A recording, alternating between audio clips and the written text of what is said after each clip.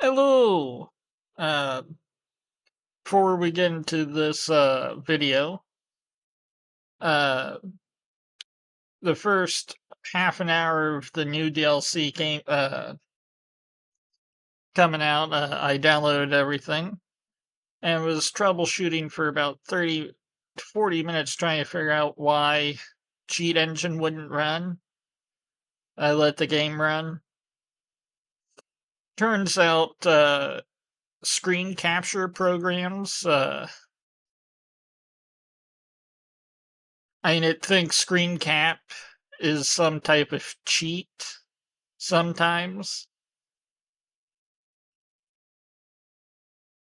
So yeah, there's that was fun trying to troubleshoot this when I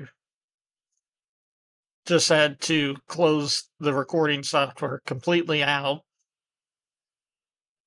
and start it up after I got the game running.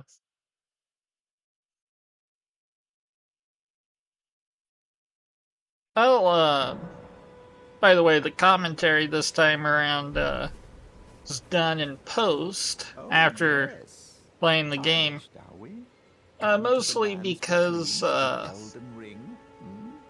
Of course you have. No here lately shame in I'm it. trying Unfortunately for you, new things on my however, new channel. you are maidenless. I have Without noticed the guidance, little if you are FPS fated, markator it seems, in to the upper die corner in there. obscurity. Uh, some reason it's in my settings it's set to not be there in the recording. But since it's recording the screen, it's also recording the overlay that's supposed to be hidden. I actually figure out how to fix that later on. But restarted as the wretch. I did spend almost 2 hours customizing this character.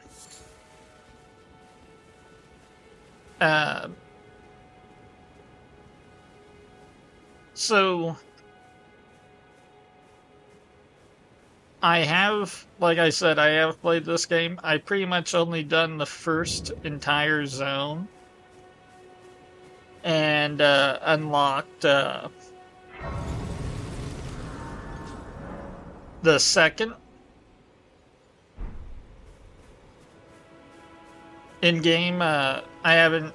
The only one I've killed is Godfrey, I can see it, and I can also but see as a that you're not spellcaster. after my throat.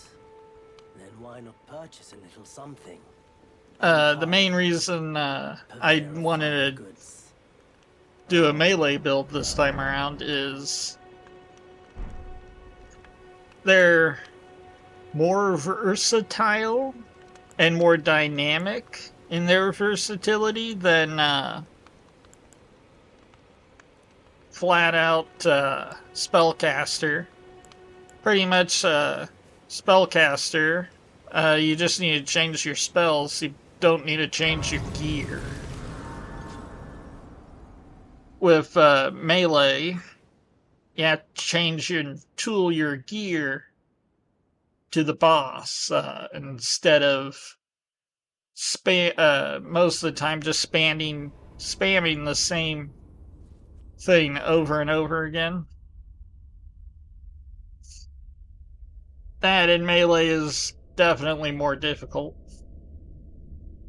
Greetings, traveler from beyond the fog. I am Melina.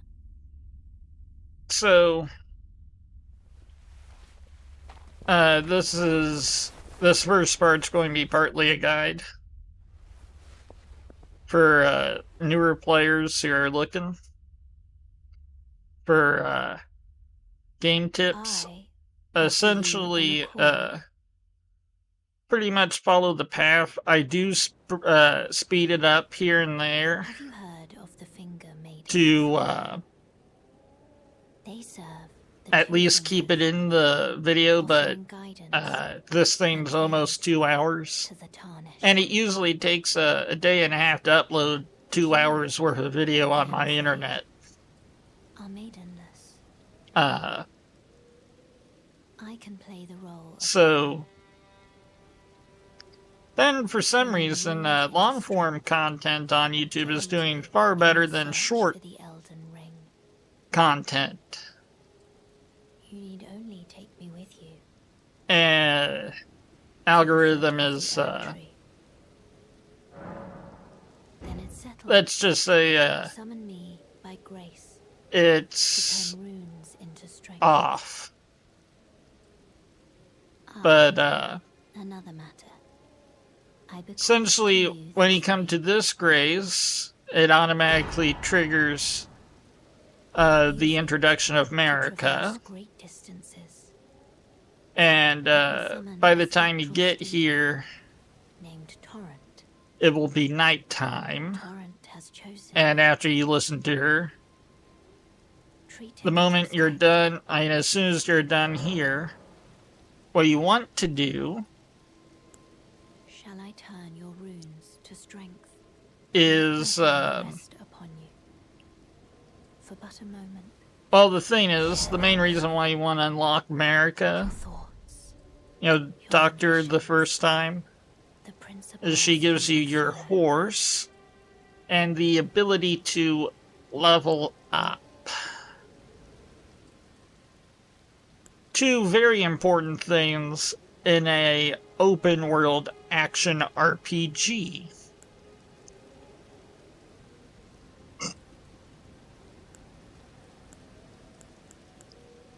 Now, as a little tip, don't worry too much about the stats early on.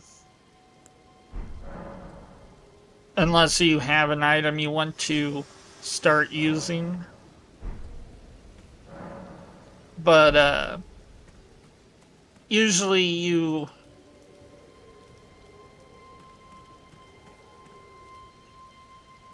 if you start off with one of the special characters, they get items. Also, something I've already done was I started with the melted stone key as the gift and automatically used it on the one of the only doors in the entire game that requires 2 stone keys. Stone sword keys. I haven't done anything in that dungeon yet because it's supposed to be like a mid-game dungeon.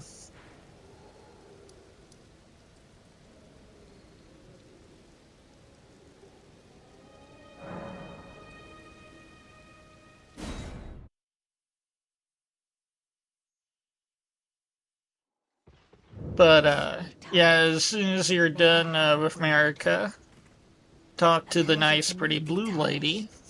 I am the witch Renna. I'd heard tell of a tarnished hurtling about atop a spectral steed, and upon looking into the matter, the talk I surmise is of thee. Thou art possessed of the power, no? To call forth a spectral steed named Torrent.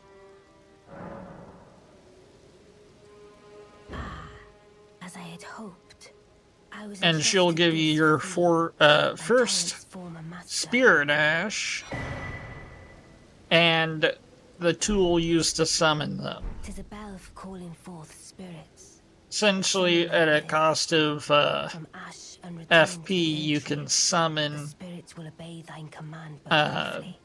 minions to aid you in certain zones, Now it is thine. which are Do marcated with by as thou wishest. the spirit ash summon symbol.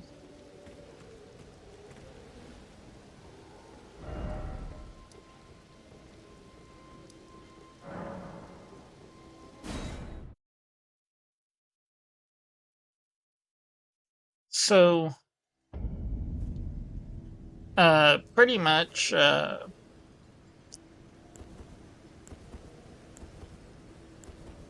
Yeah, what's next is going to grind for some clothing, but here's a little bit of footage of how to use the ash. You do have to press Y on, when you press and hold Y, it pulls up the sub menu. Now, there's some items scattered throughout this place.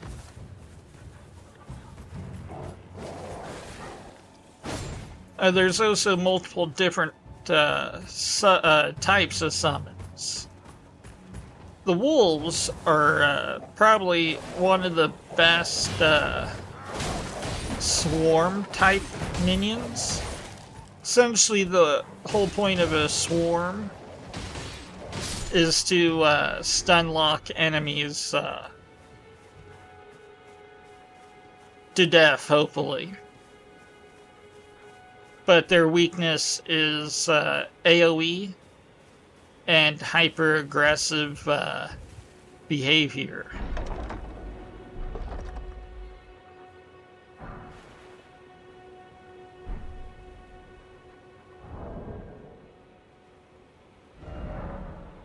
But,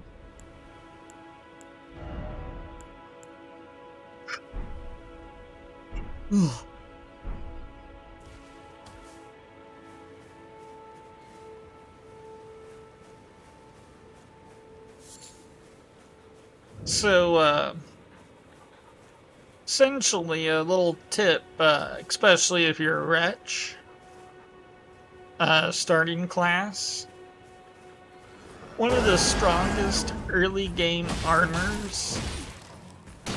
sets is actually the Soldiers of Godric set.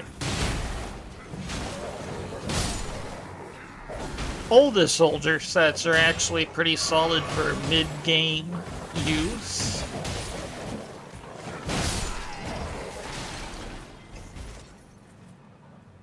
All of them look different, and they all have their own unique armor values and resistances and the like.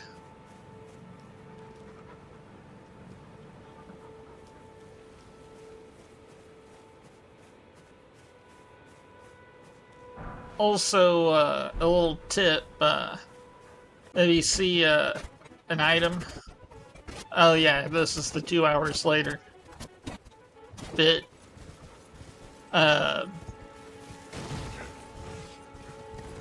So, yeah, once you get a full set of Godric Soldier, like I did, by the way, the arcane stat also increases item drop rate by a moderate sum.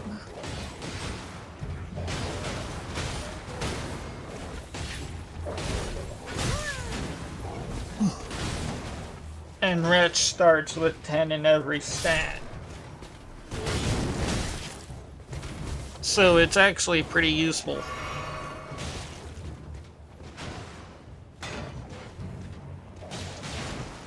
Probably the most questionable weapon type in the game is the War Scythe, which is technically supposed to be a pierced weapon. It's actually considered a blunt.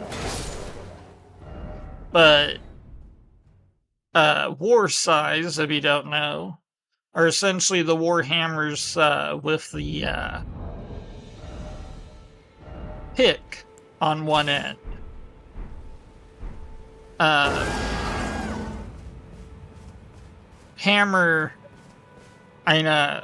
Hammer's better for plate. The piercer is better for leather and cloth. And that's pretty much how you would use the war side in medieval times.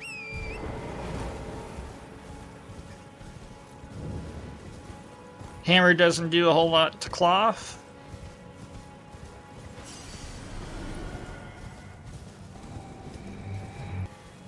Yeah, you there. Stop Turn it over. You can't see me. Spike.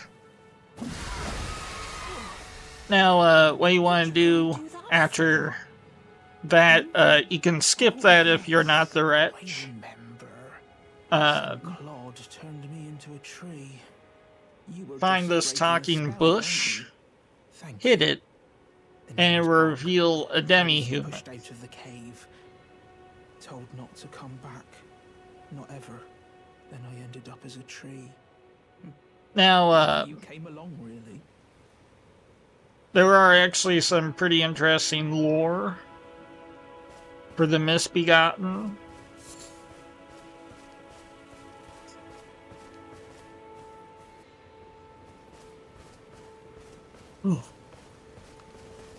Wait, weren't you? Well, you're back. They're all essentially cursed human offspring who were gifted aspects of the Crucible. The Crucible being the primordial essence of life and evolution and mutation. Not all mutations lead to evolution, and not all evolution is a mutation.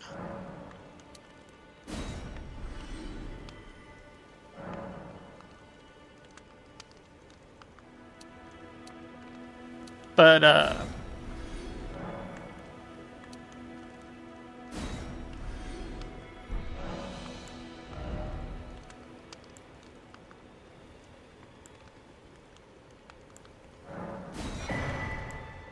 so, Callie has some pretty interesting items you probably want to get. The thing is, I am a bit of a collector in this game. Pretty much every item in the game is technically a collectible item. All the non-consumables.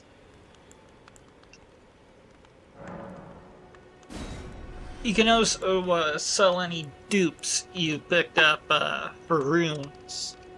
Runes are both the main currency and experience in the game.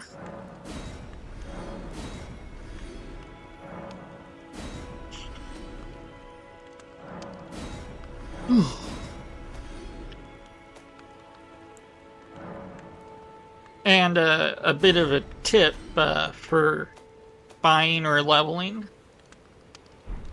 If you're looking at something that is more expensive than it would cost you to level up, always level up. Then you can blow what's left at the merchants.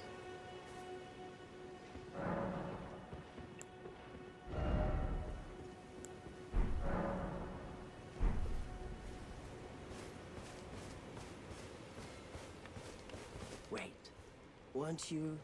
Well, you're back.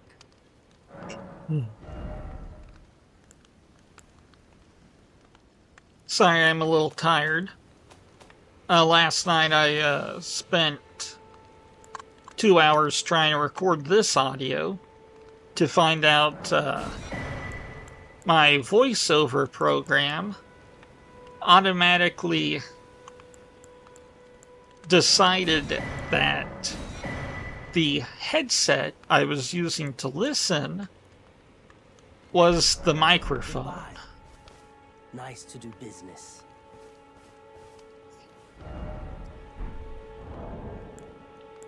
And I didn't test the audio to see if it was working correctly. because normally, literally 85% of the time I use software, it remembers all the settings you put into it, and it automatically does it itself. But for some reason, it always prioritizes headphones as a microphone, despite not being a audio input device for some unknowable and unfathomable reason.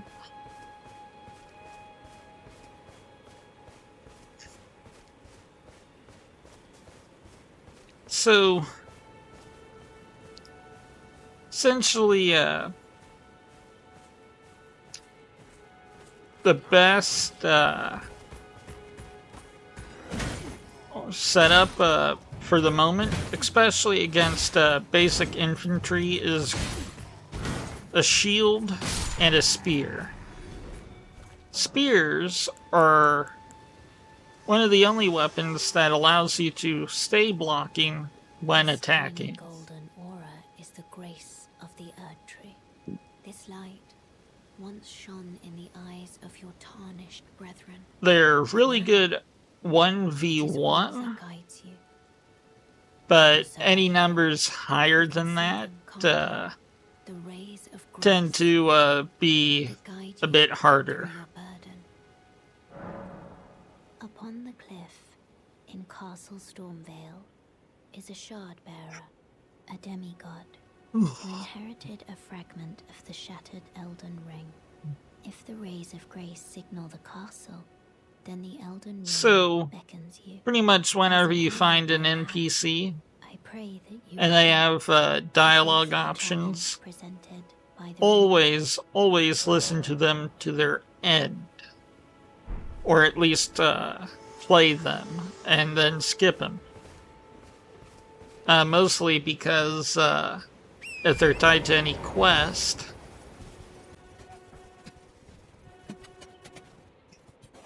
that dialogue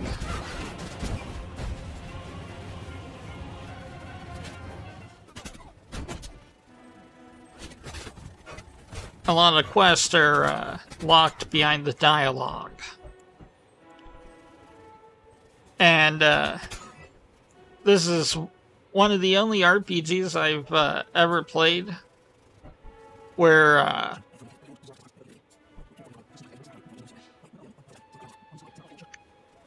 you don't really get a UI notification if you completed the next objective in a quest.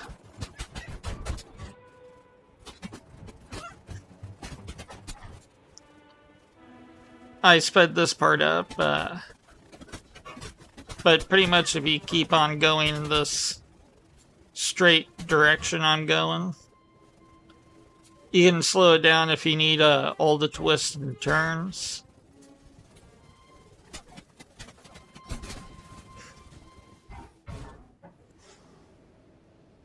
Me. I'm searching for my purpose, given to me by my mother inside the Earth Tree long ago. Pretty much America is tied to how many sites of grace you have found in the early game alongside key ones. Yet can offer no guidance. I am no maiden. My purpose was long ago lost. Shall I turn your runes to strength? Let my hand rest upon you. For but a moment, share them with me. Your thoughts, your ambitions, the principles you would follow.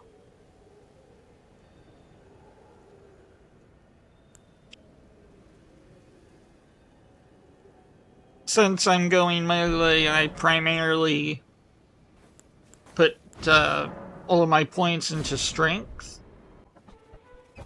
Last I looked up, there are actually investment drop-off points for key stats. But if you come up here and talk to this guy, he will start you on the first part of the knighthood quest line,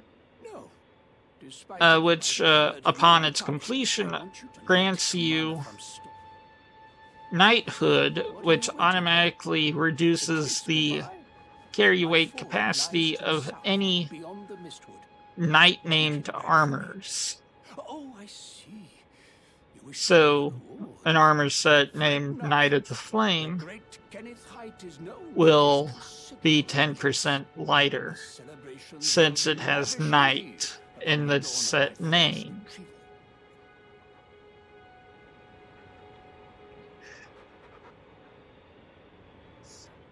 But,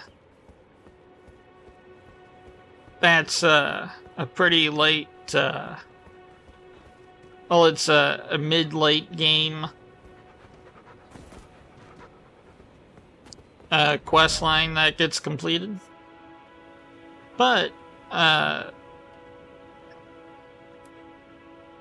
just picked it up since it's on the way to our main goal at the moment, which is probably the best quest for melee dex builds to do early.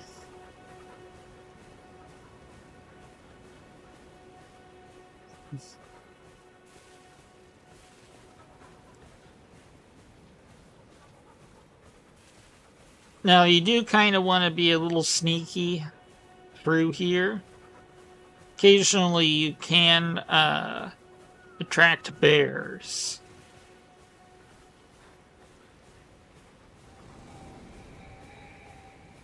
And let me tell you,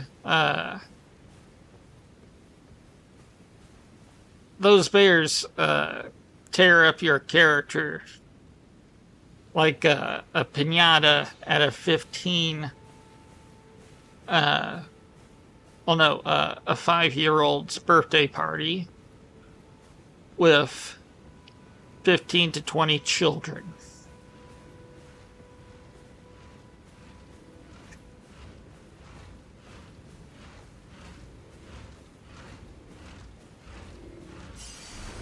Now, I did die on a previous attempt, which I cut out.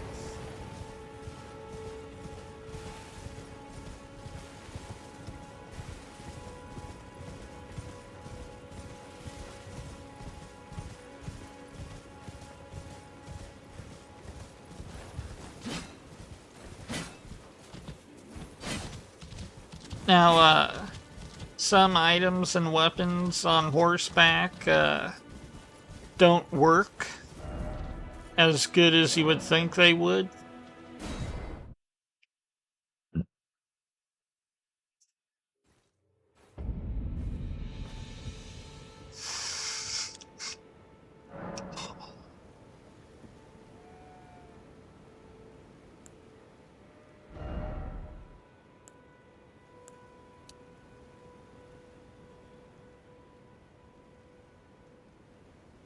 But, yeah, always level up, before you, do something stupid. And if you have enough runes after that, go on a shopping spree.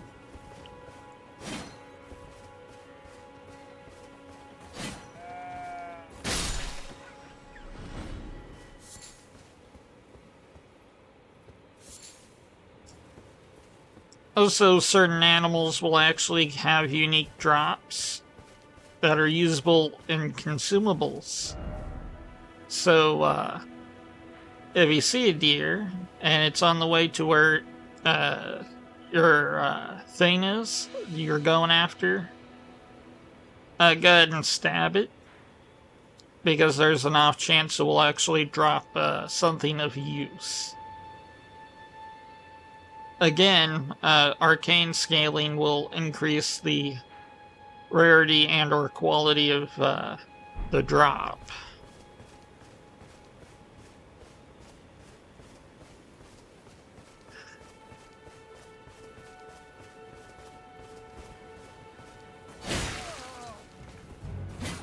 But essentially a bit of the lore for those who are new to the game. Probably the best lore series I've seen is the Make You Cry series.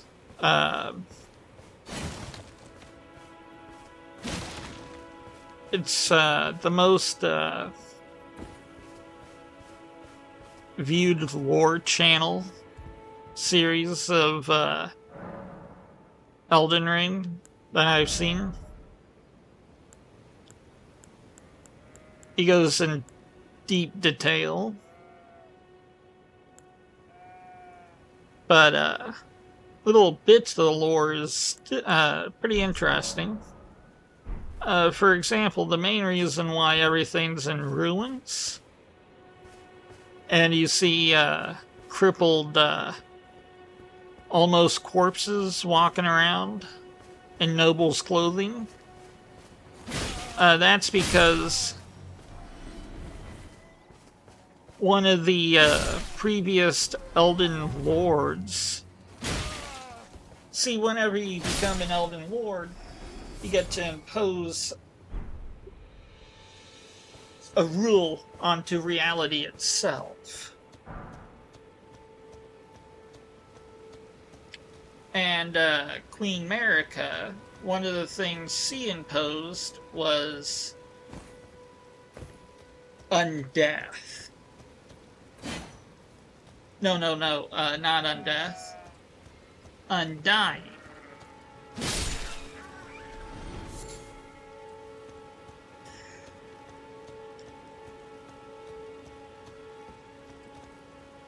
Essentially, if it's sentient, it's not allowed to die of old age. But those who are weak of mind and will decay over the years. That's the main reason why all the nobles are so decrepit and old. It's because a long time ago they lost their will.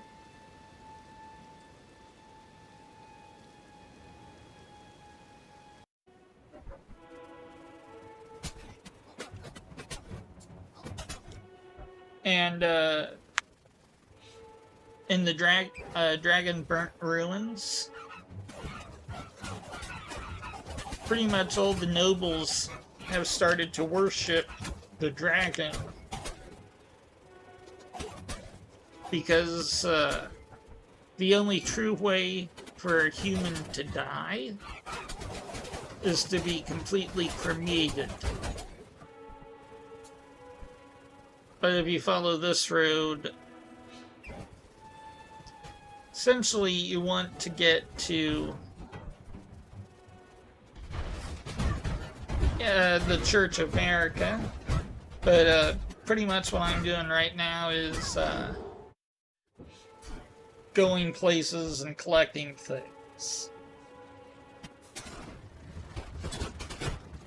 A lot of them are actually pretty useful and valuable.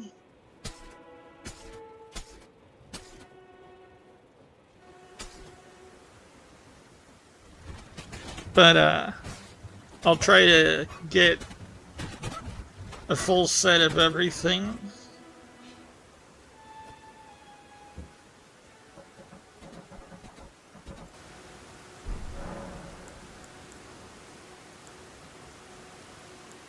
But at this church, if memory serves correct, the wondrous flask of physics is the prize.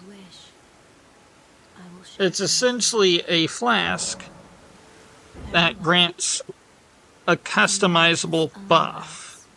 My lord, and thy warriors, I divest each of thee of thy grace.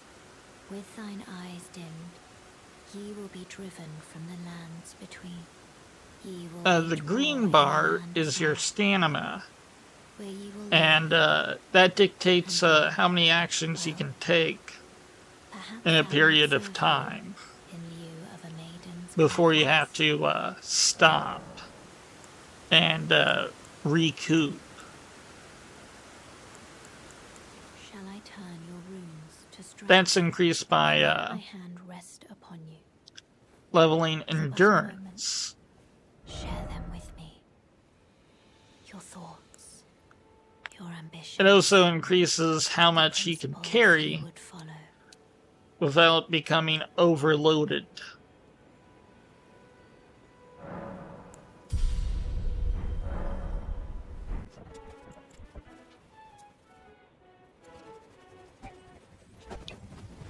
But the shield and spear is probably the most solid exploration weapon in the game, due to how simple and versatile the setup Howl of a is. wolf. Especially when you get a great shield, I suppose he must still be because skulking great about. shields automatically Why not meet cause next time you hear the wolf's howl? rebound Signal right on the small source. weapons Oh, the don't enemies fret.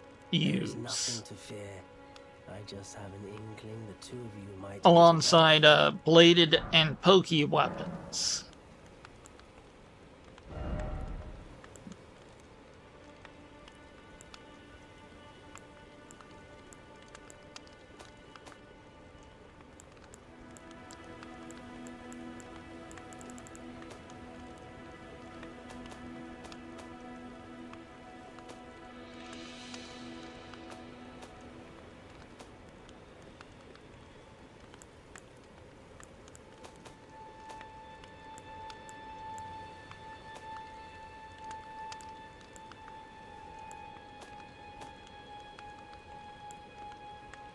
But yeah, occasionally you do want to go ahead and sell duplicates you have, because it's pretty much a good hidden source of runes.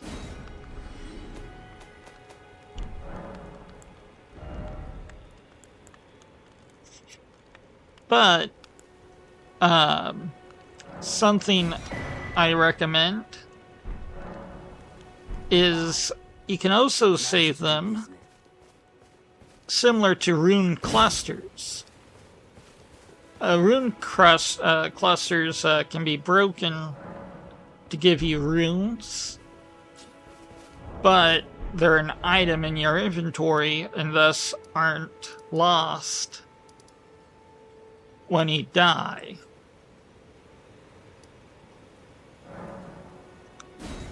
You can also treat selling items like rune fragments.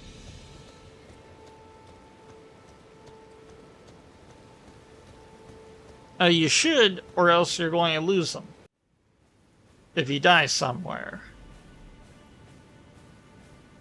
But come back to the Mistwood.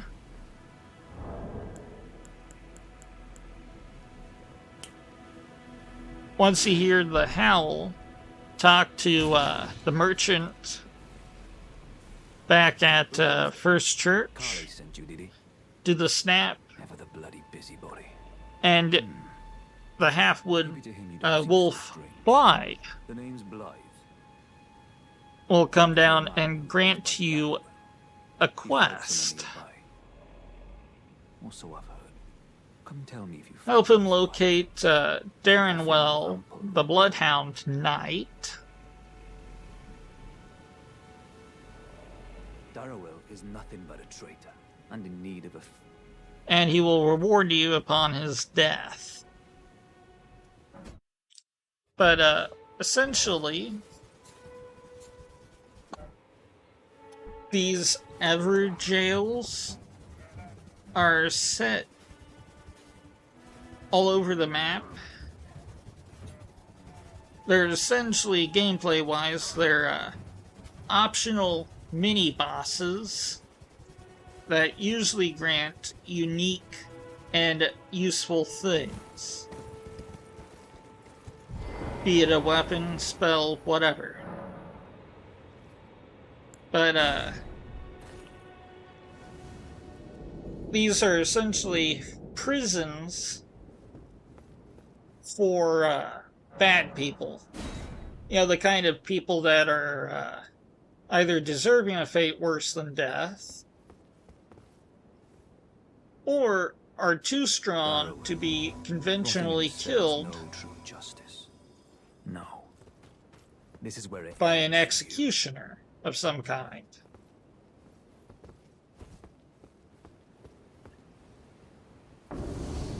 So, essentially the lore behind the Bloodhound Knights is they were originally regular people, but they denounced their humanity and became the Hunter Hounds. Essentially, they're really good at tracking because they rejected humanity and trained their body and mind to be more like a dog.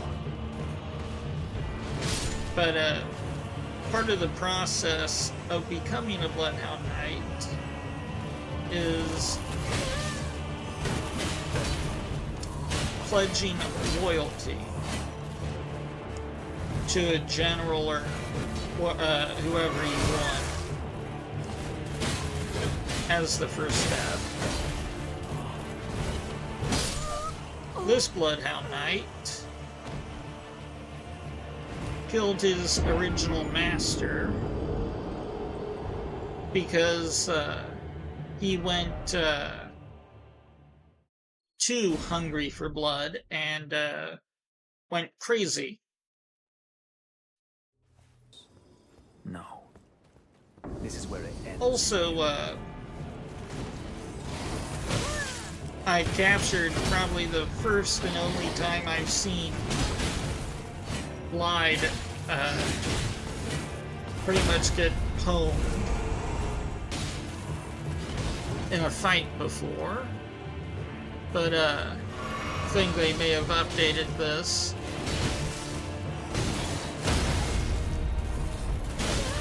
But essentially, you want to tag team with Glide, because the Bloodhound Knight, he actually has bleed buildup.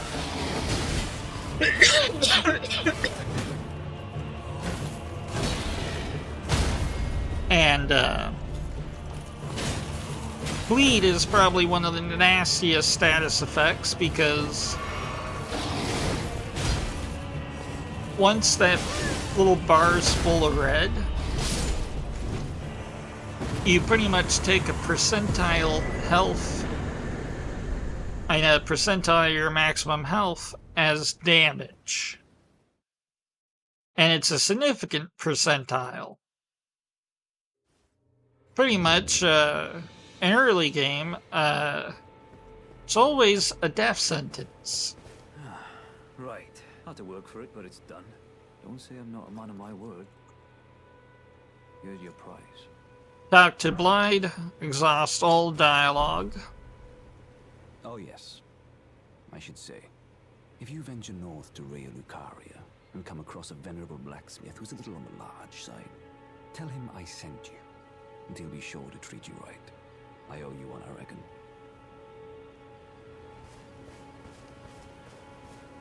And now, It's time we parted ways.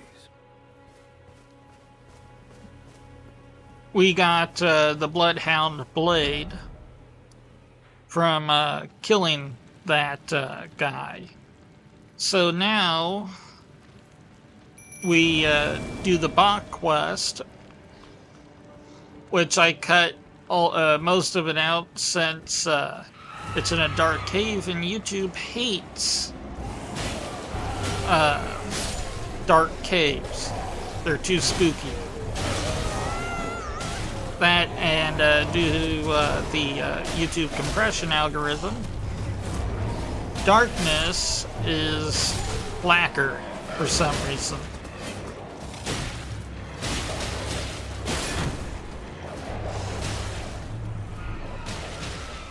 But essentially, for this boss fight, it's the first duo boss fight in the entire game.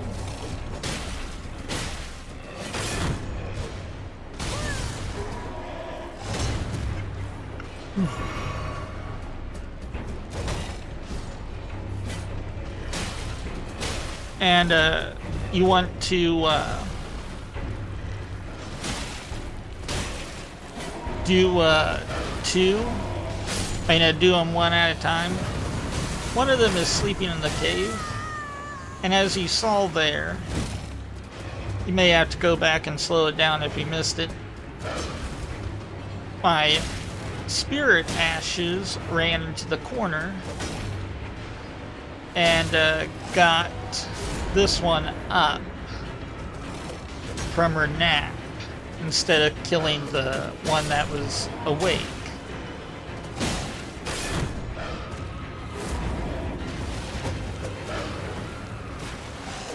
But a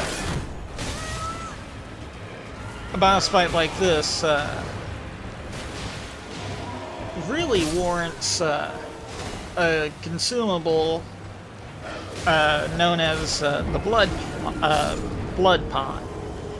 Essentially, once thrown onto an enemy, causes little spirit ashes to go on a feeding frenzy onto them. I did die the first couple of times trying to do this.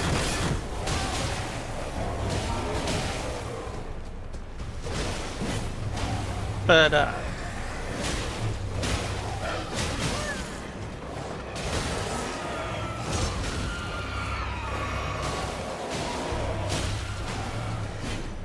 early on I only have a medium shield. I do have, a full tower shield from the grind earlier, but I don't have enough endurance to carry it, and a weapon and the armor.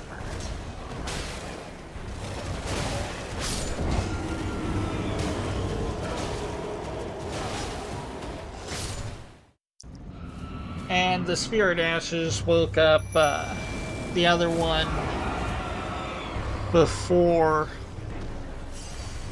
I was done with the first one.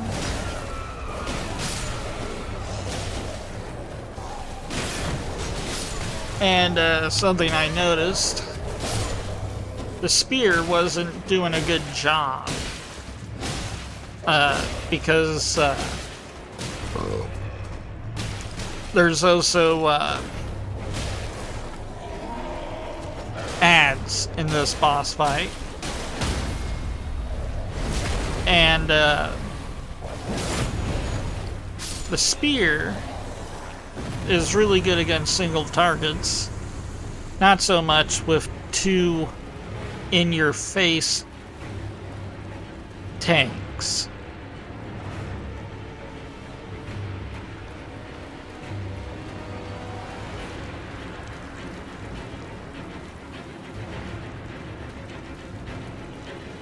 You do have to be a bit wary. Oh, and by the way, main reason why it took me a while to find this one in here is because the wolves didn't wake it up.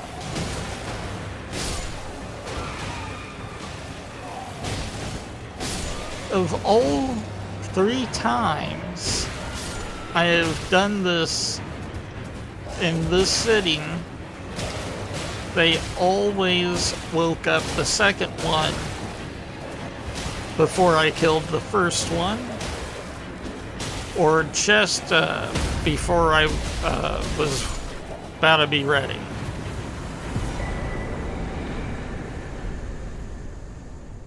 So you get the sewing kit, which you need to bring back to Bach. But I encountered a problem. Bach disappeared for my entire game. And sometimes, if you run straight for the boss room, to bypass all of the dungeon enemies, you do run into a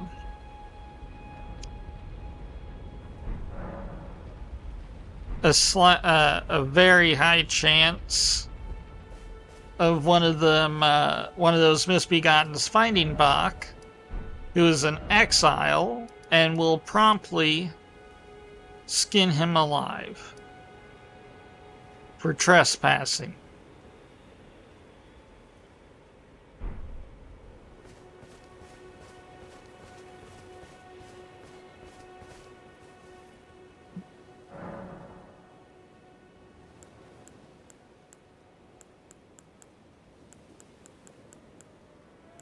But also I can't do Bach this pass through.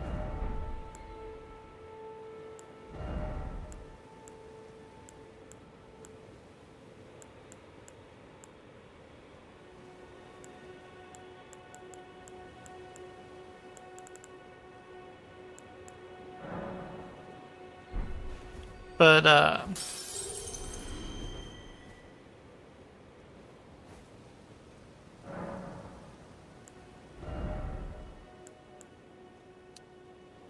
so now we go to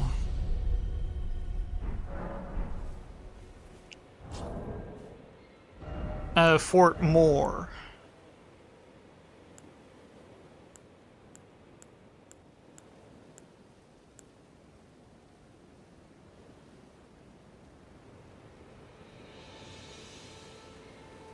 Alright, attempt 15 of recording post. Alright, Dragon Crucible. Church of the Dragon's Crucible. It's here.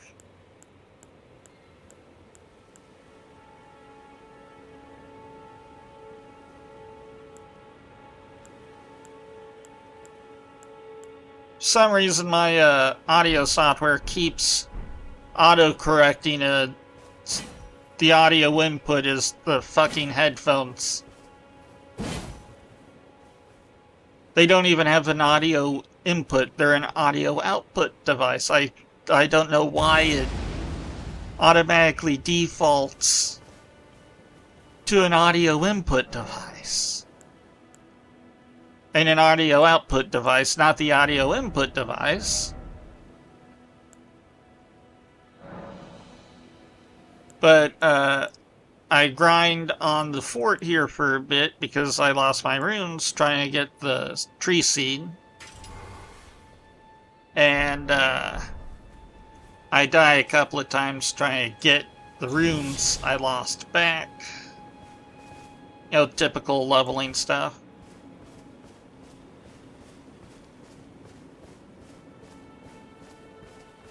Decided to see if it was worth it trying to take the fort.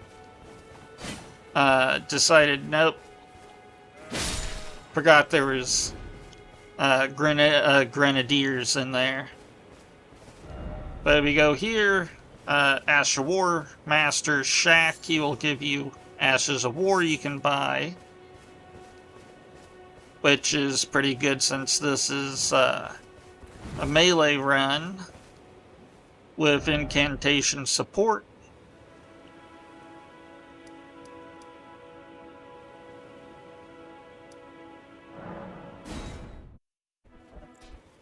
Again, shields are actually pretty good against wolves.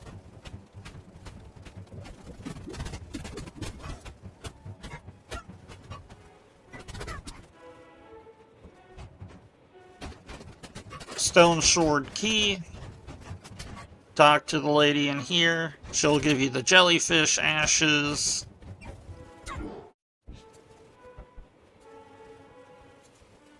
And tell you about the war crimes Godric is doing. If he wasn't already on your kill list before now. His war crimes will add to the reasons why you should kill him.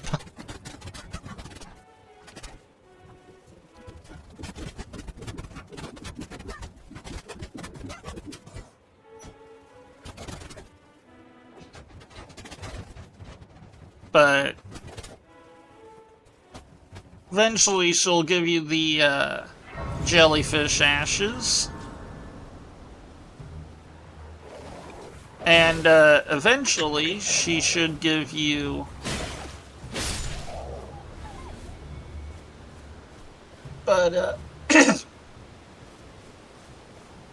in between pets here and there.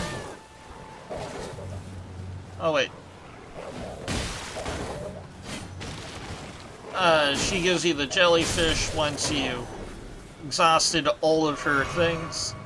The jellyfish is a good starter support ash, spirit ash, which could actually cause blood loss. But the catch is, it's a long range glass cannon. Everyone who came with me. Go here, or Master Shack, he'll supply you with all of the beginner ashes of war. And only one of each set. Some weapons do come with their own War of Ash, which can be changed. You know, their own unique or semi-unique. But essentially all the common Ashes of War can be exchanged between all common weapons, uncommon weapons, and rarer weapons will actually have their own unique Ash of War. If not,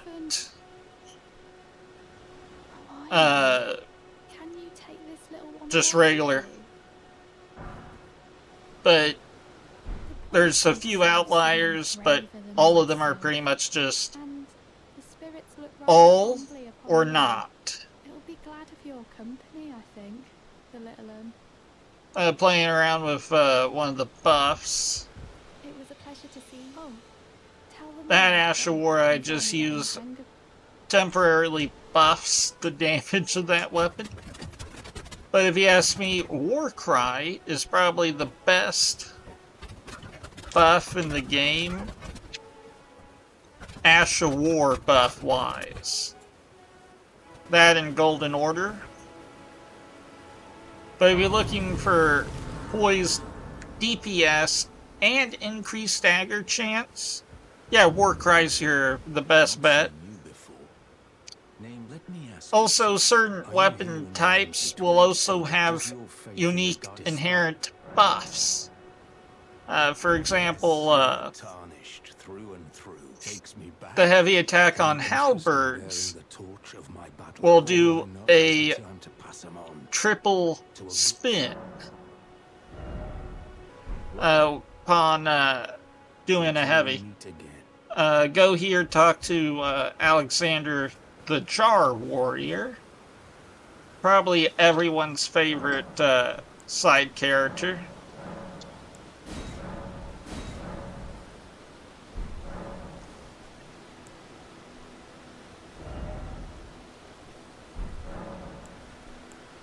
But, yeah, the lore around him is pretty intriguing. Living jars are a rare species, but are also a newer species, too. Essentially, warrior jars, or living jars, were special hallowed ceramic vessels used in minor tree burial on war fields. Essentially, war fields where demigods fought usually have a lot of ground meat everywhere. So it's really hard to put individual soldiers in a coffin, especially considering a lot of time, in the very scant cases where they couldn't even tell who they were or who they fought for, they would just put them in a jar no matter what. Something cursed those who live in undeath. Kind of brought sentience to the living jars. And few have intact sentience. Others are fractured sentience.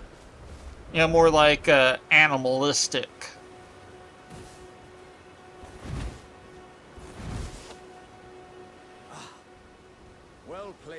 So, if you go here, you can talk to D, who will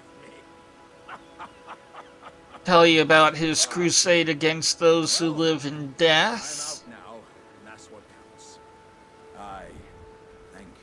which is outside the balance of the Golden Order and thus heresy, and inherently damnable and abominable.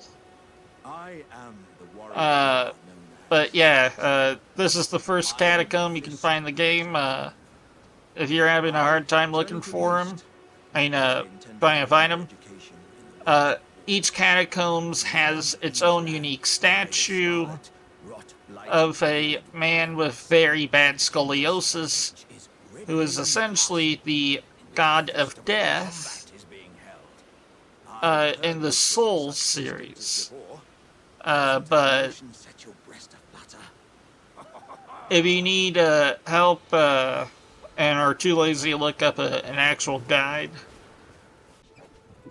I fast forward this. You can slow it down to see what I did. But a little something people don't know, you can actually disarm the fire traps by hitting them. And in some dungeons, you have to use them as ways to progress. You know, and hidden secrets. And imps are pretty much everyone's least favorite enemy in the catacombs, because usually there's a shitload of them. They can cause bleed, especially if they flank you. Since they are technically a construct, the worst thing to use against them is a spear, sword, so hammers are best. But going into this place with memory alone,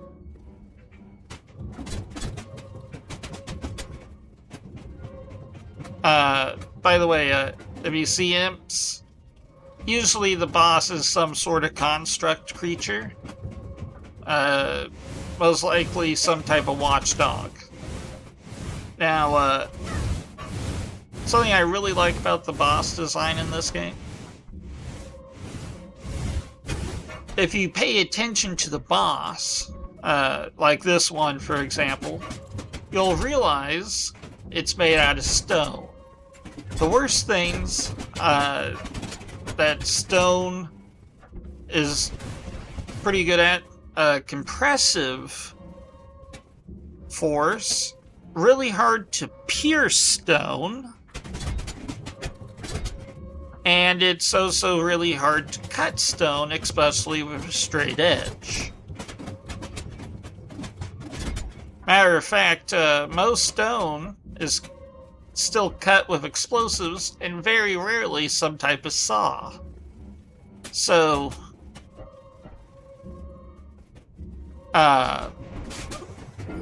saws are usually for smaller pieces, but if you go up against a golem with a fucking saw of any kind,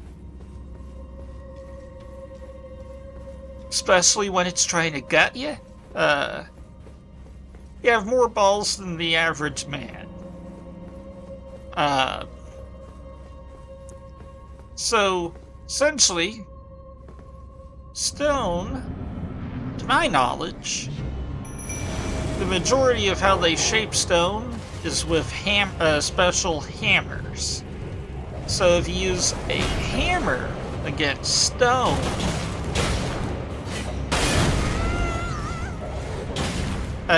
you'll have a better time, especially against animated stones, which are usually carved into a statue, which is actually more brittle than a brick of stone, you know. Just the nature. All those nooks and crannies make fault lines that could occur. Also, the war pick in this game is miscoded as a blunt weapon. It's also known as the war sai in real life. And it doesn't look like it should be classified as a blunt weapon. But the whole entire purpose and idea of the war sai, or pick, is one end, it's a hammer, the other end, it's a pick. Now, the hammer's really good against plate mail and, plate, scale mail. If it's hard and metal, hammer end. Because you want to disform the armor and prevent the person underneath from being as unhindered by it. Cloth, leather, and gamison and chainmail, pick.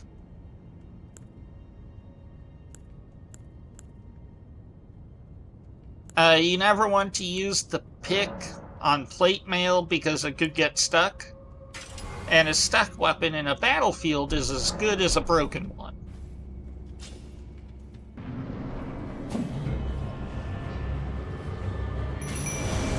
So, try to fight it with a shield.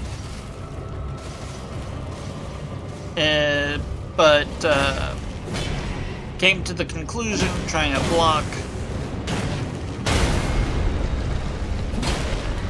a colossal weapon of a living golem is not a good idea.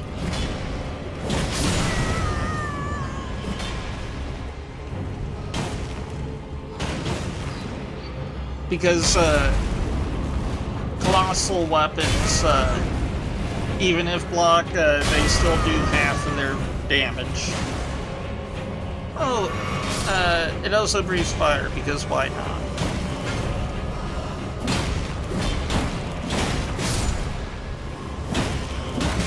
I'm actually surprised that, I think that's the only time this watchdog actually breathed fire. But essentially the watchdogs were originally constructed alongside the imps to make sure the things stayed dead. So usually there isn't any undead enemies in these crypts, because all the constructs would instantly kill them. I guess he just breathed fire there. But yeah, I came back dual-wielding the war picks. And yes, somehow that does better. Especially with the higher DPS, I can punish him more. And the downside with fighting constructs is they don't stagger as easy. They're also more unyielding in their attack, so it takes a lot more to stop them. You can use the pillars in here as cover, but the pillars, the construct's strong enough to cut them in half, and they may look load-bearing, but they're actually just there for decoration. So now I decide to take the castle for the lord up on that cliff who was usurped due to a coup that occurred.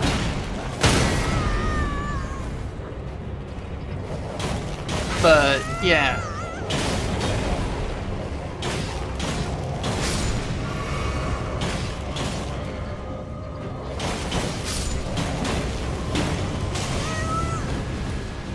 So, essentially,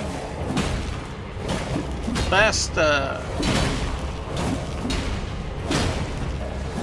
thing to do is take all these guys one by one. Always let them do the first attack with you blocking to punish them, because they're actually pretty stupid.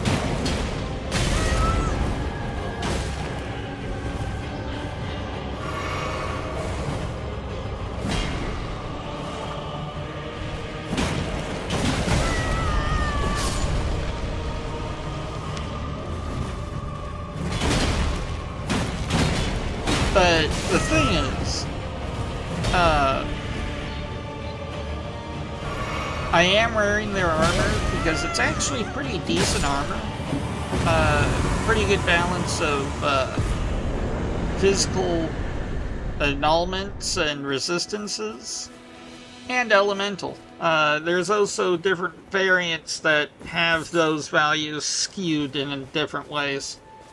For example, I think there's a soldier set that has heavily increased elemental resistances at the cost of physical ones.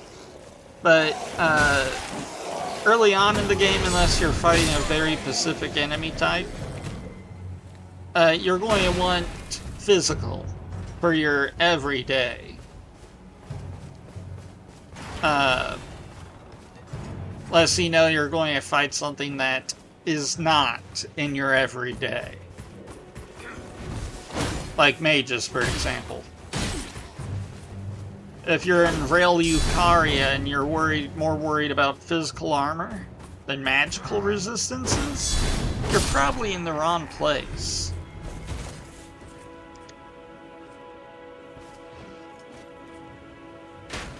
Now, the pumpkins may seem intimidating, but something you need to keep in mind, the flail can't be blocked, so always dodge the flail, because they bypass block. Also, they usually have bleeding flails. Everything else they do, punching, head pounding, are all blockable.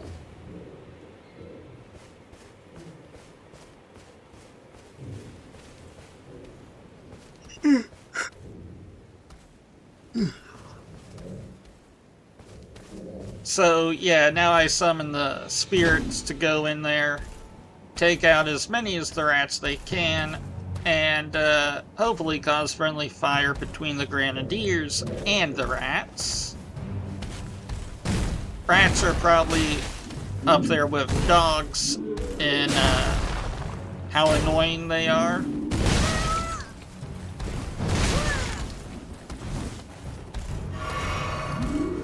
That's saying something. Because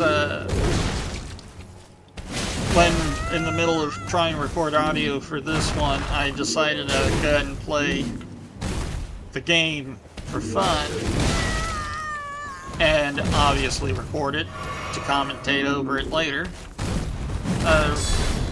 Carrion Manor. I'm currently in Carrion Manor.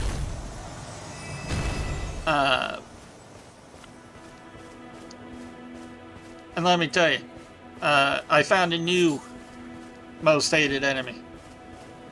And the thing is, it's the first time I ever been in Carrion Manor. I did play Glintstone Sorcerer as my last character. But I got bored because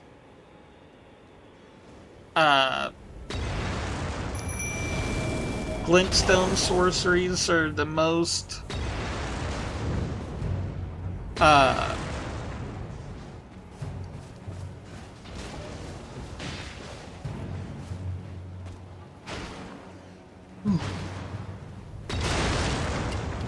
yeah, they're the most versatile, so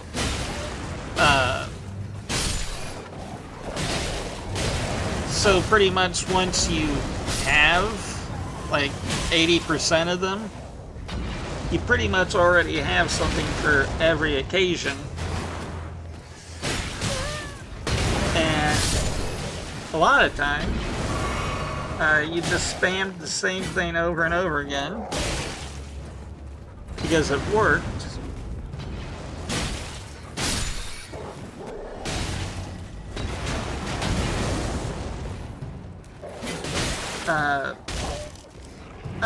A little detail a lot of people miss with this guy is he's using Bloody Slash, which isn't a Gilded Knight thing to do. He's a Golden Knight. That, and if you bleed out, or one of your spirit summons bleeds out near him, he will actually heal. And the only talisman in the game that heals you when causing blood loss is the Moog Talisman, which is handed out to priest of Moog, or high-valued disciples of Moog.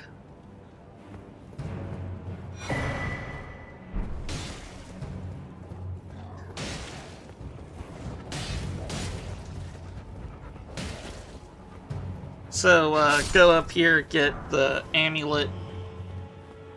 Also,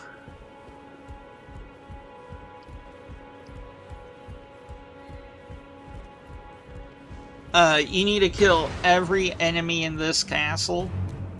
I mean, this fort.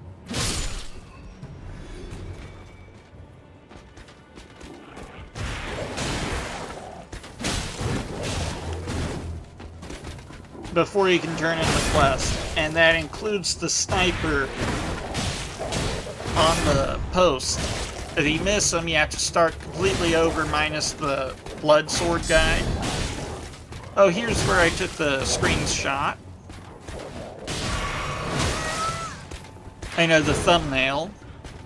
And the thing is, I actually like putting the thumbnails in my videos.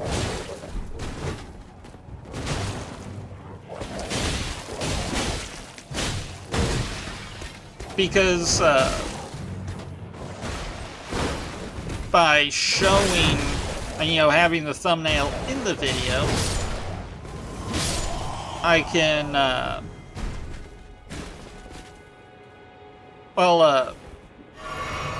it just seems more right, in my opinion.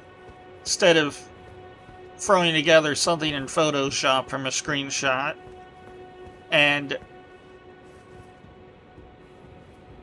or using a random thumbnail that has nothing to do with the actual contents of the video.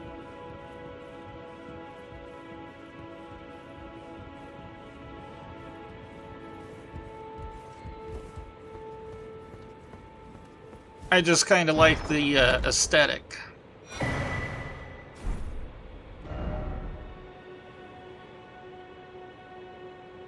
Of showing you what part of the video the thumbnail came from.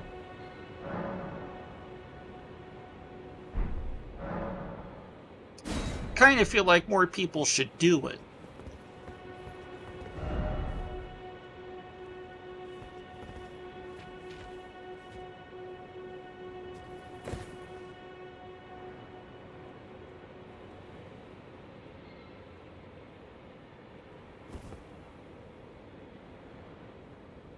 But yeah, in my previous playthrough, I completely completed the beginner part of the game, including the little bonus area with the lion-eyed misbegotten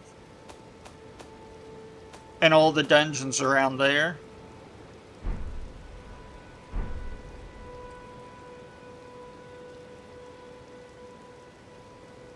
Did the first starting part of Limgrave.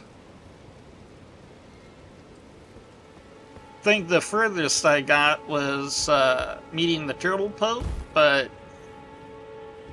that's sort of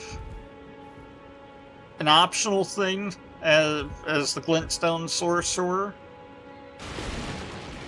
He does have carrion sorceries, but after you collect an item.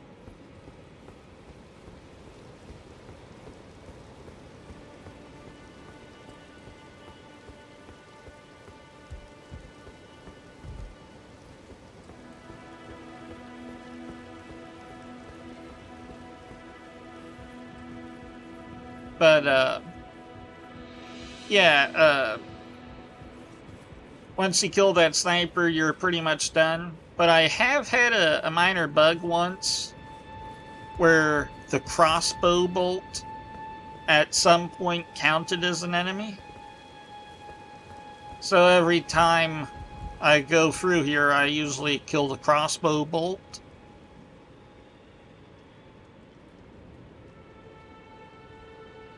Just to be safe.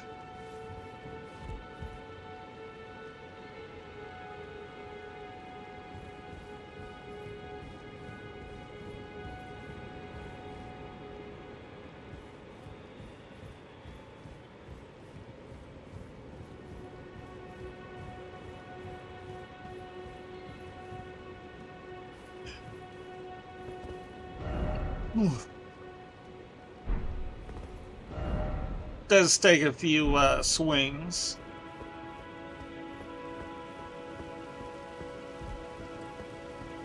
Now we go back and talk to the dude up there.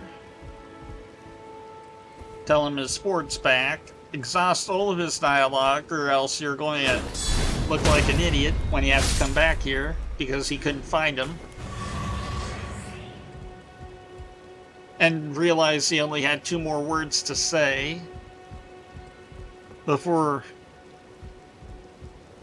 pretty much amounting to, alright, I'll meet you there. If you don't hear that, you're not done talking to him. I know because I accidentally went ahead back to the fort and had to cut it out because I had 4 hours of footage that was already cut out of an original 12 hours of footage, which I had to split into 2 parts, and I still don't know how many hours is in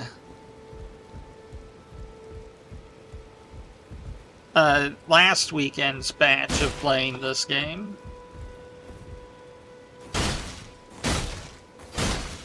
But it's definitely going to get added to. Well, I may just have to cut last weekend's into 2 parts like this one. And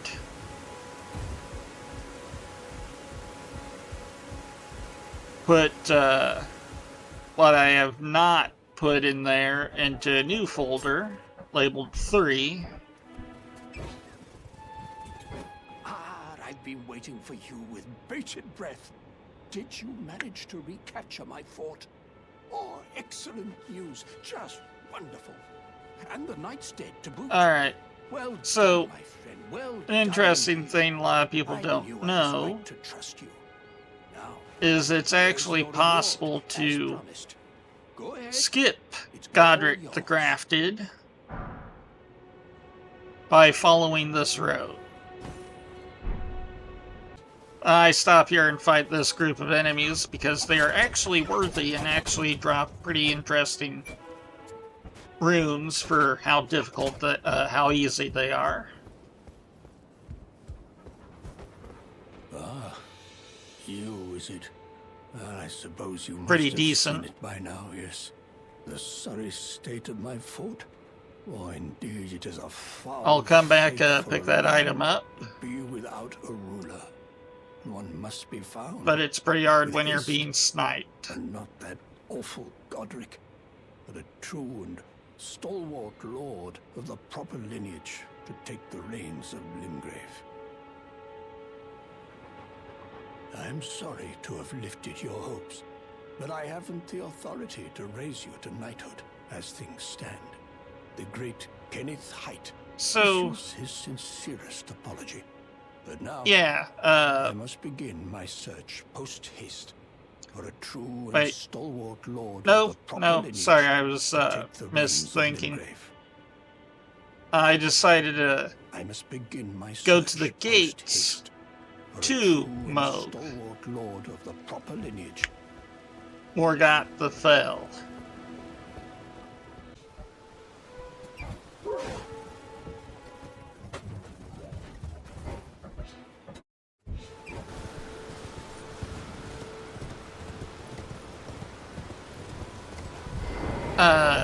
The most dangerous part with this installation is the explosive ballistia. But the thing is, it may seem hard, that and they actually do have pretty difficult placement of enemies to pin you for the bolt, but if you do it right, you won't die.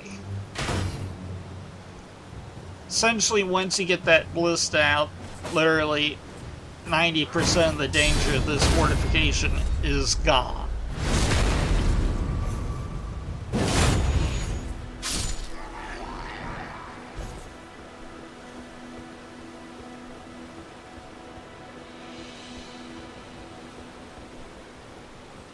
Also, something I like, if you actually provoke the people on mounted whatever into getting off, they will never go back on. As long as they see you.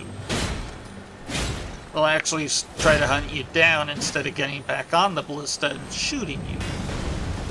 Which is generous.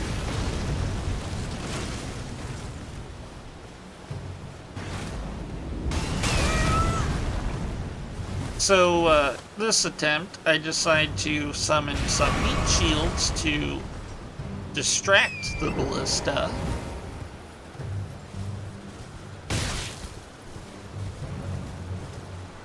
It worked.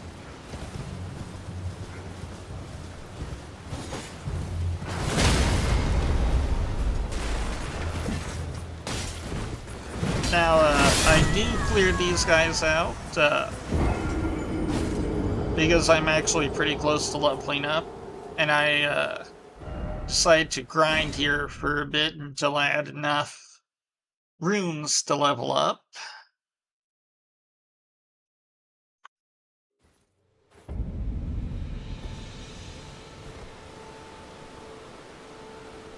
I do know there's Grail, but I kind of don't want to grind gratuitous amounts of runes unless I absolutely have to pull out an item to help an existing problem. You know, if I have a roadblock, I'm going to do everything I can to get it out of the way.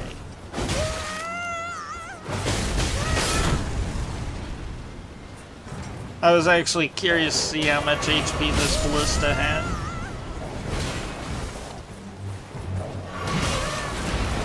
It's more than you would think, but also less. That, and I realize that's probably because I was using a spear.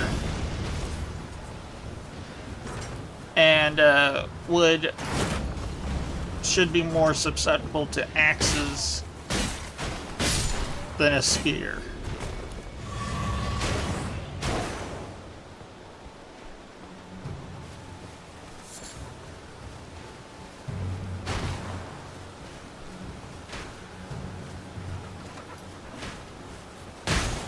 Realized I needed a few more and went back.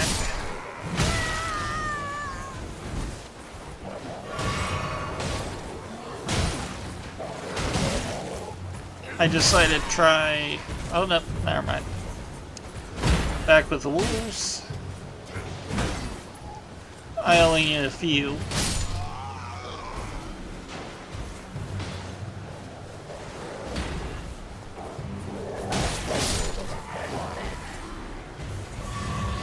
So now I decide to show you something a lot of new players don't realize they can do.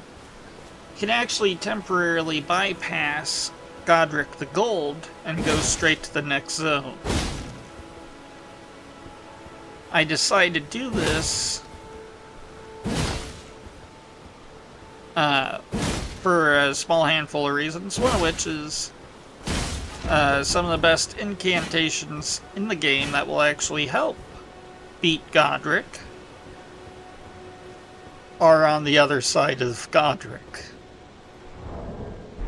So if you use this hidden path, you can temporarily bypass Godric and access things like the Turtle Pope.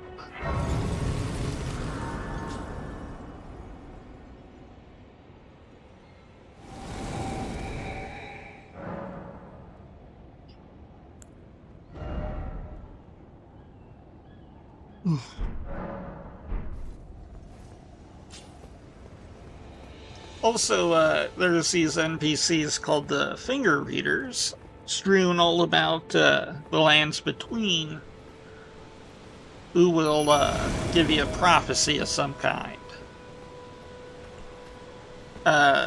Some of which are actually direct references to certain side quests in the game. Recently I found this one that directly references Alexander's quest in a very abstract way. If you wish to be granted favor Saint Twina, beguile the gift of the fool Char's end, and revel in his innards. For a poor fool, one must pity. Something on the lines like that.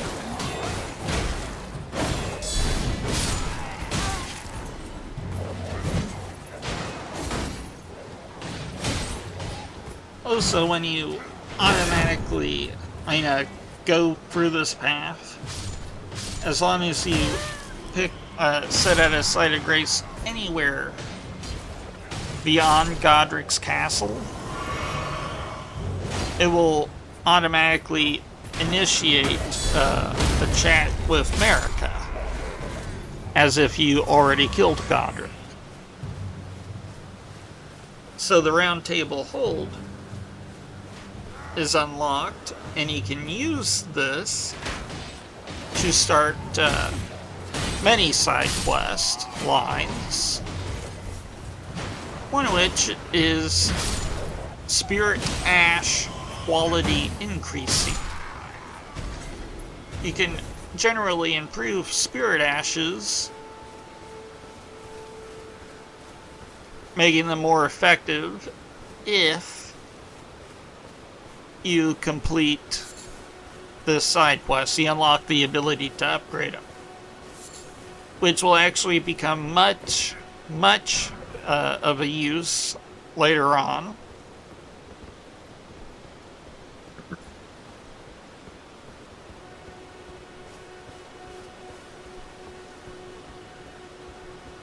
certain spirit ashes are actually better against certain types of enemies.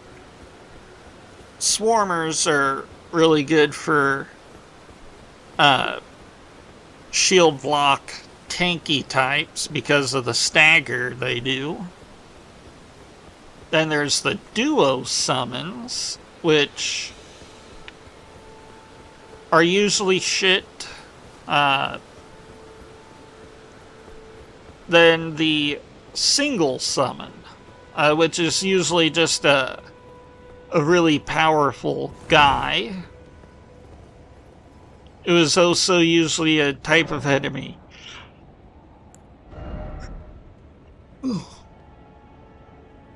you can encounter.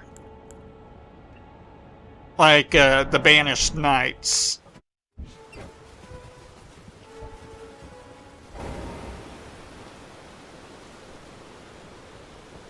But you also unlock a store with all the beginner shit that wasn't good enough to give you at the start.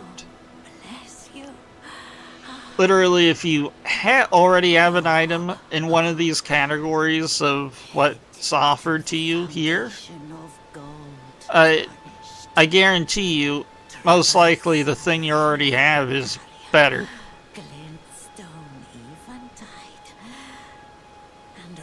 But I'm one of those people that wants to collect one of everything, and a lot of these are actually one-time items that aren't farmable. Stormvale Castle still stands tall. I decided to buy the axe because I don't really have an axe yet. And the thing is, certain weapons will actually be slightly better against certain enemies depending on the moveset your enemy has and the weapon. So, for example, axes are fast and mostly cutting in how they work. So, each and every strike and blow will always be a slicing attack or chopping motion. When swords are a hybrid between chop, slash, and piercer.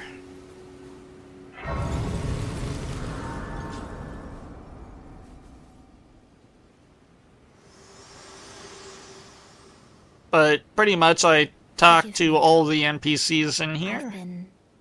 Start and finish the quest to upgrade Spirit Ashes, which is easy, it's just a little tedious. There's the Deathbed Companion, also known as the Hugs Lady. She gives you hugs, you get a minor debuff, but you get a single-use item called the Boldigan's Blessing, which upon using, removes that debuff, but grants you a shitload of poise. If you don't know what poise is, it's pretty much the value in the game that dictates how hard you are to knock out of an animation. Increasing poise is a double-edged sword. For example, if you're using something with an extremely long animation or cast time, it will negate the stagger effect and cancellation effect of being attacked. Most tarnished are blind to it these days. Because your poise value is higher than the poise damage that attack had. Care to learn an incantation of the two fingers? So if you're charging heavy weapon attacks, it's good to have poise if you can tank the damage that you're trading.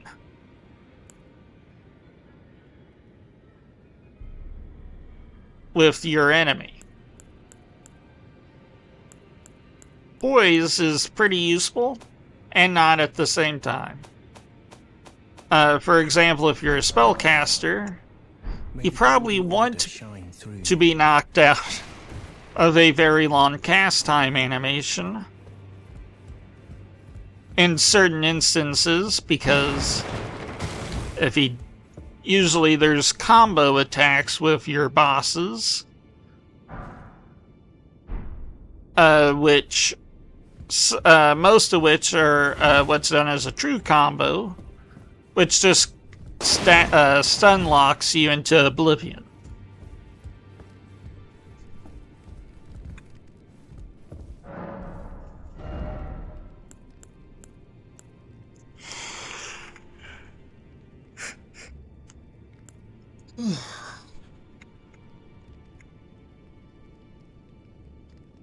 But once you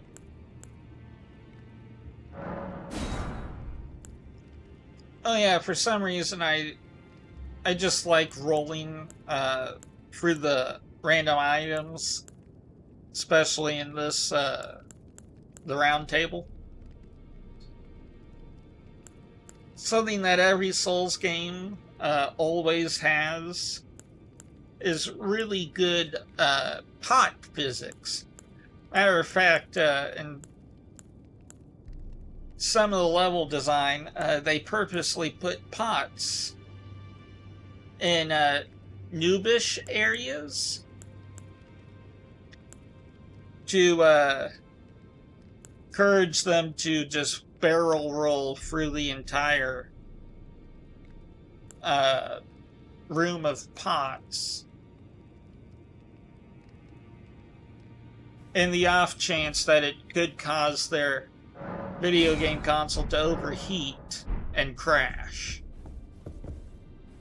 Because something that people don't realize, each of those pots breaks up into 50, like 50, if not a little bit more, physics objects, which have to be loaded in an instant. So if you break like 20 to 30 pots in a single roll, Hello. that's a shitload of physics objects that just spawn. Just call me Dialos. Some consoles don't handle it too well. Some PCs don't handle it too well either. On your travels. She's my servant. But it also unlocks the smithy with the round table. You can use them to upgrade your weapons, some types of armor, and most shields. Be sure to tell me if you meet she's a servant to me. She's been my legendary items like boss remembrance weapons or named weapons will actually have a requirement for a somber smithing stone, which is much rarer than the normal variety, and even rarer in higher tiers. But you should, if you have them, you might as well use them. Doesn't matter on what, you just need to commit to a build, and if that item is usable on your character, you might as well upgrade it. Doesn't matter if you find a better one later on. Later on, you'll have infinite stones, as long as you have infinite runes, which you always have infinite runes. It's just early on in the game, you have to ration the stones. But once you go back, and literally this quest is back, forth, back, forth, back and forth. Back. Go take a vacation outside for a bit. Outside the round table. Go kill something, come back. And she's opened up shop. It's the same thing with Spirit Ashes. I do warn you, you probably need to be a bit more stringent with the Glim Warts, the Spirit Warts or whatever's. Those are actually very rare early on in the game, and you want to ration those out as like peace meals. Greeting. I am Fia. For example, if you heavily rely on Spirit Ashes, it's alright. For certain boss fights in certain areas, it's okay to use them. They're a part of the game. It's just when certain Spirit Ashes are too good to the point you have to ask, how is this legal? Is where you need to draw the line. But if it's in the game, it's alright to use. It's not a cheat, per se. It does make the game easier, in a way. But they're also put in the game to encourage you to explore and complete dungeons. You can only get the Spirit Ashes from exploring and completing random dungeons. So it's a time investment for an award that makes it easier later. My name is Roderica. Isn't this place impressive though? The round table. Shit, the lone wolves you get from Ronnie, of the two fingers. they're the best swarm type champions who vie to become Elden Lord. Spirit Ashes in the early game. Looking for my own pet. It's all a bit much for me, and I'm still looking for my own. And the thing is, if you play New Game Plus, if you already have the ashes, they carry over. So, especially if you want to get like 10 quality, max quality of each Spirit Ash, just for completionist reasons. Back already. Which is completely a valid thing you can do. The girly boy here. She's it's an extreme time investment for lackluster rewards. For spirit tuning. I saw another one like her long ago. Their eyes share the same hue. But it's a thing in the game. It shouldn't be nothing special. I'm a prisoner and these are my chains. This loaded gun in the community. I'm dying. For some reason, a lot of people in the Elden Ring community think Spirit Ashes is cheating. And I'm one of those people that disagree. It's part of the game. Well, no grudge against you. It's part of the gameplay loop. No fault of yours. Besides, you don't have to use them if you don't want them. Despite my differences, but the weapons get certain circumstances, you just have to silently nod, like, never fails. Okay, yeah, that makes sense. Treat them like Pokemon. Certain enemy types are weaker against certain Spirit Ashes. Like I mentioned,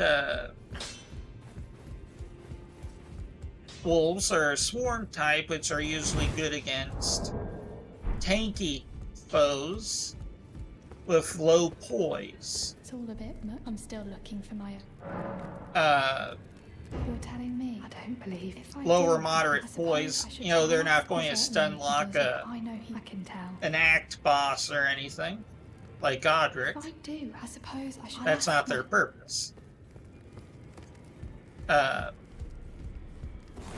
Banished Knights, they're sort of an all-rounder.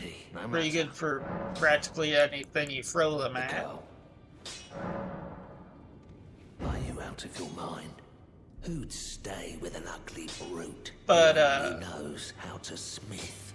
Especially in melee, you kind of, and spellcaster, you kind of want to tag team the aggro with them Doubt you, but I know to give when you breathing something's too room good to be and your true. summon breathing room. The summons can't heal, but they're expendable because technically they're in a half state of life and death. I had a change of heart already. They're only dead in body, not soul. Oh, this is a rare occasion. I can't remember the last time. You're just, whenever you summon them, you call Very well. the As your spirits senior, within I bid you the welcome. ashes It is safe here. to this Never world let to down use. your guard. Also, that's it for this video. I rambled on Allow a me little too word long. of advice. As you Goodbye. are a mere visitor to the round table. Please Nothing come back more next a video. house guest. I'll try, Yet to earn if this your keep. type of video Remember your format place. becomes a bit better popular There's nothing than left to say. how I've been doing Dead Island, nothing left. I'll redo Dead Island in this method and style. I do have a talent, but I suppose I'll I should see you try to guys hone later. it. I'll ask If not, Master I'll Hugh just to teach play me. it like I've been